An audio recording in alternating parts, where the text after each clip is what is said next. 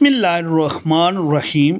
حضرت ابو ہریرہ رضی اللہ تعالیٰ عنہ بیان کرتے ہیں کہ رسول اللہ صلی اللہ علیہ وآلہ وسلم نے فرمایا، مسلمان دوسرے مسلمان کا بھائی ہے، نہ اس پر ظلم کرتا ہے، نہ اسے بے یار و مددگار چھوڑتا ہے اور نہ اس کی تحقیر کرتا ہے۔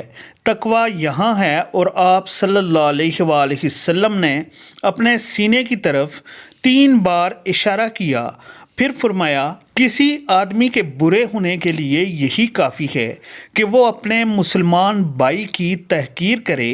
ہر مسلمان پر دوسرے مسلمان کا خون، مال اور عزت حرام ہے۔ اس حدیث میں مسلمانوں کی عزت، آبرو اور جان و مال کی حفاظت کرنے کے ساتھ ساتھ ایک اہم بات یہ بتائی گئی ہے کہ تقویٰ کا معاملہ انسان کا اندرونی معاملہ ہے، اس کا تعلق دل سے ہے، اس کا حال اللہ کے علاوہ کوئی نہیں جان سکتا۔ اس لیے دوسرے مسلمان کو حقیر سمجھتے ہوئے اپنے بارے میں قطعی گمان نہیں کرنا چاہیے کہ میں زاہد و تقویٰ کے اونچے مقام پر فائز ہوں، کیونکہ اسی کا صحیح علم اللہ کے سوا کسی کو نہیں ہے۔